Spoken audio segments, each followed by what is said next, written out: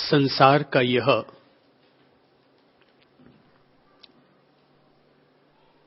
स्वयं सिद्ध सत्य है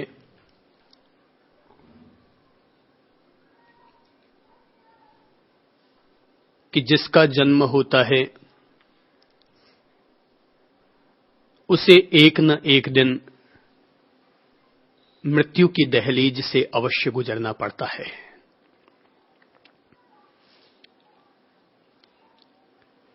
जो लोग जिजीविषा से ग्रस्त होते हैं, जीवन के प्रति आसक्त होते हैं, वे लोग मृत्यु का नाम सुनने मात्र से ही कंपायमान हो जाते हैं। लेकिन जो लोग धैर्यपूर्वक नियति, प्रकृति और सृष्टि की व्यवस्था को समझ लिया करते हैं, वे लोग मृत्यु का नाम सुनकर जीवन और जगत के प्रति और अधिक अनासक्त हो जाया करते हैं। होता यह है कि एक ओर इंसान के सामने जीवन उपस्थित होता है और दूसरी ओर मृत्यु उपस्थित होती है। स्वाभाविक है कि प्रत्येक व्यक्ति अपने सामने जीवन का चयन करना पसंद करेगा।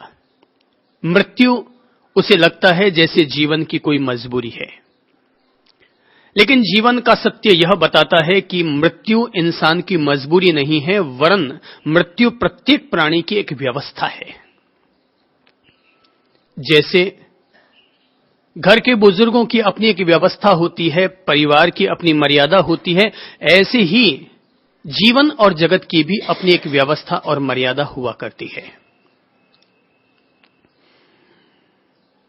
और उसी मर्यादा और व्यवस्था के चलते हुए मृत्यु सहज रूप में आती है, और जो मृत्यु के रहस्य से वाकिफ हो जाते हैं वे सहज रूप में ही अपनी मृत्यु को स्वीकार कर लेते हैं।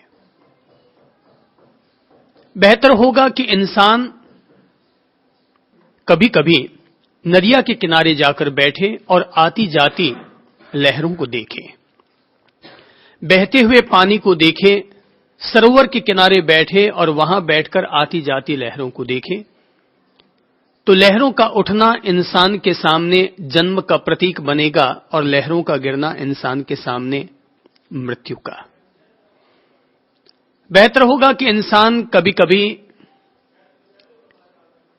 दीपक जलाकर उस लौ को देखने का प्रयत्न करे, तो उसे एहसास होगा कि दीपक तभी तक जलता है जब तक उस दीपक में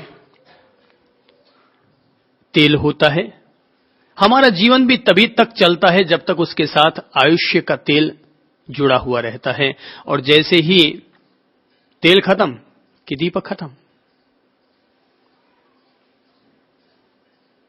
माटी का मूल्य नहीं है, बाती का मूल्य नहीं है, वे सहयोगी हो सकते हैं, लेकिन दीपक के जलने के पीछे अगर किसी की भूमिका है तो वो तेल की है। ये तेल, ये हमारे जीवन के संस्कार हैं, हमारी वासनाएं हैं, हमारी इच्छाएं हैं, हमारी भावनाएं हैं, हमारी प्रकृतियां हैं कि जिनके चलते वो तेल का काम करते हैं और जीवन का दीपक बार बार जलता है और बार बार बुझता है। मेरी समझ से हर किसी इंसान को प्रकृति की गोद में बैठना चाहिए और प्रकृति के मर्म को समझना चाहिए। तो उसे समझना चाहिए कि कोई बीज बीज नहीं रहता, वो बीज कभी बरगद भी बन सकता है, और कोई बरगद हमेशा बरगद ही नहीं रहेगा, कभी न कभी वापस वो बीज भी बन सकता है। तो एक तरह से ये साइकिल चलती रहती है, कभी बीज से बरगद और कभी बरगद से बीज। तो जन्म से मृत्यु और मृत्यु से वापस जन्म, वाटर साइकिल की तरह, कभी चक्का नीचे का ऊपर और कभी ऊपर का नीचे।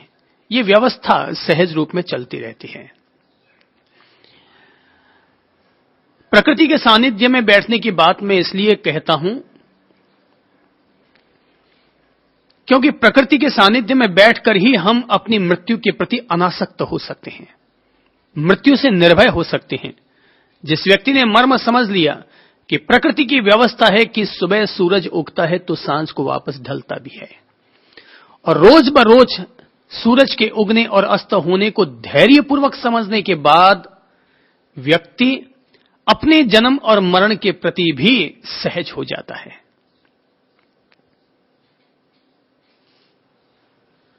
मैंने कहा कि उगते हुए सूरज को इंसान देखे, अगर ऋतुएं बदल रही हैं तो इन बदलती हुई ऋतुओं को भी इंसान देखे। इसलिए देखे ताकि वो अपने जीवन को भी समझ पाए और समझ पाए कि गर्मी कभी सर्दी में बदल जाती है और सर्दी कभी गर्मी में बदल जाती है। हमारा जीवन भी ऐसे ही जन्म में कभी मृत्यु में बदल जाता है जन्म से, और कभी मृत्यु से वापस जन्म में बदल जाता है। किसी भी इंसान के जीवन की सबसे बड़ी आत्म विजय यही है कि व्यक्ति अपनी मृत्यु को जीत ले, या अपनी मृत्यु के प्रति सहज बन जाए, या अपनी मृत्यु के प्रति अनासक्त बन जाए।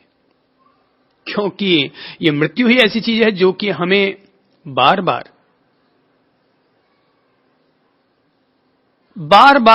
बार हमें जीवन के प्रति खींचती रहती है कि नहीं और जी लें, और जी लें। नहीं, डर लगता है, मरने से डर लगता है, भय लगता है।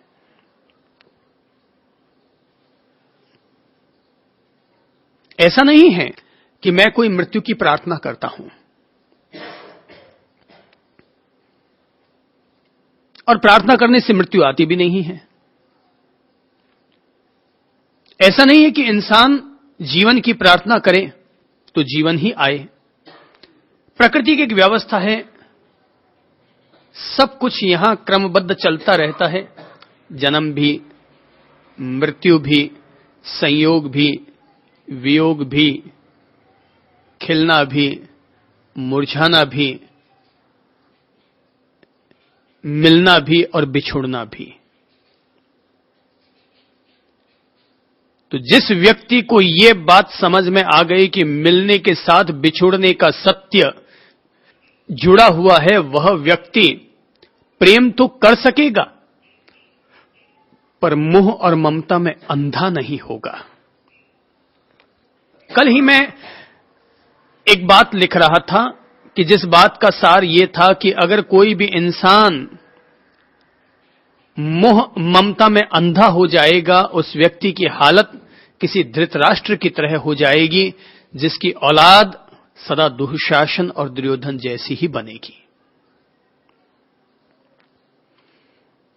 जीवन को जीना एक सौभाग्य है, जीवन ईश्वर का प्रसाद है, लेकिन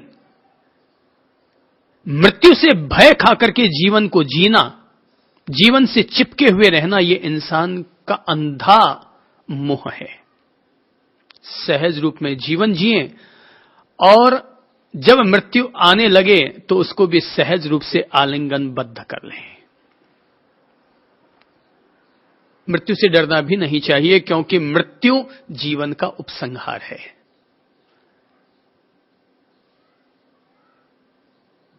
मेरे लिए जीवन किसी एक पवित्र तीर्थ यात्रा के समान है।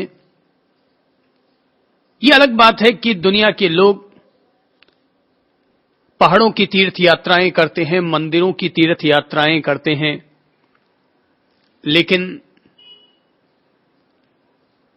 जिस व्यक्ति ने अपने जीवन को तीर्थ समझ लिया, उसके लिए तो जीवन को जीना वो भी किसी एक पवित्र तीर्थ यात्रा के समान होता है। जन्म के साथ ये यात्रा शुरू होती है और मृत्यु पर जाकर यह तीर्थ यात्रा पूरी हुआ करती है। तो जिस व्यक्ति को यह बात एहसास में आ चुकी है कि मृत्यु पर जाकर के यह तीर्थ यात्रा पूर्ण होती है, वो मृत्यु से क्यों डरेगा? वो सहजता से मृत्यु को स्वीकार कर लेगा। दुनिया में दो तरह के लोग होते हैं, एक वे जो मृत्यु से डरते हैं और दूसरे वे जो मृत्यु से निर्भय रहते हैं। तो मृत्यु से डरने वाले लोग वे हमेशा इस बात की प्रार्थना करते रहते हैं, हे भगवान मुझे बचाना, हे भगवान कोई संकट आ जाए तो मेरी रक्षा करना। वो हमेशा डरे हुए रहेंगे, वे आत्मविजेता कभी नहीं बन सकते। तो ऐसे लोग जो हमेशा मृत्यु से डरे हुए रहते हैं, वे चिपके हुए रहेंगे। मैंने पहले कभी एक छोटी सी कहानी पढ़ी थी, और कहानी का सार यह है कि एक बार श्री भगवान ने नारद से कहा था कि भाई तुम धरती पर जाते हो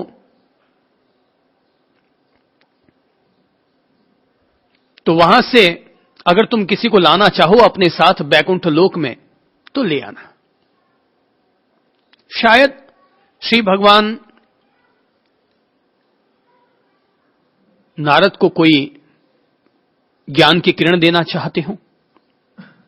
तो नारद जी रवाना होकर के आए धरती पर, और जब जाने लगे तो उन्हें श्री भगवान की बात याद आ गई। उनकी सीधी नजर एक चौधरी के घर पर पड़ी तो वे सीधे उसी की छत पर उतर गए, नीचे पहुंचे। चौधरी पूजा पाठ की तैयारी कर रहा था।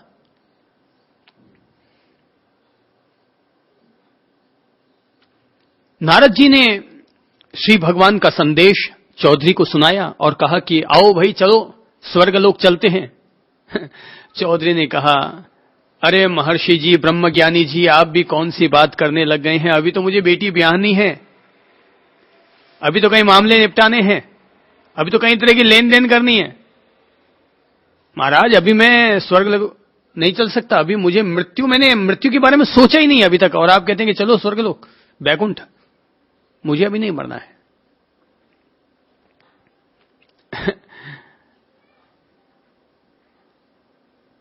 कहते हैं कि नारद जी को तो पता था कि यह आदमी जो बेटी के ब्याहने की बात सोच रहा है, इसकी तो 2 घड़ी के बाद मौत होने वाली है, क्योंकि वो वैसे ही आदमी को ले जाना चाहते थे कि अभी मरने वाला है और उसको बैकुंठ ले जाता हूं, नहीं तो यमदूत अगर आ गए तो ले जाएंगे नरक लोक में। बोले इसको स्वर्ग लोग ले जाता हूं, मुक्ति दे देता हूं, श्री भगवान के पास ले जाता हूं। 2 घड़ी के बाद मौत हो गई। तो नारद जी के साथ चलने को तो वो तैयार नहीं हुआ, तो मरने के बाद वापस उसी घर में पैदा हो गया। तो कुत्ता बन करके पैदा हुआ। तो नारद जी रवाना हो गए, फिर वापस लौट कर आए कि शायद अब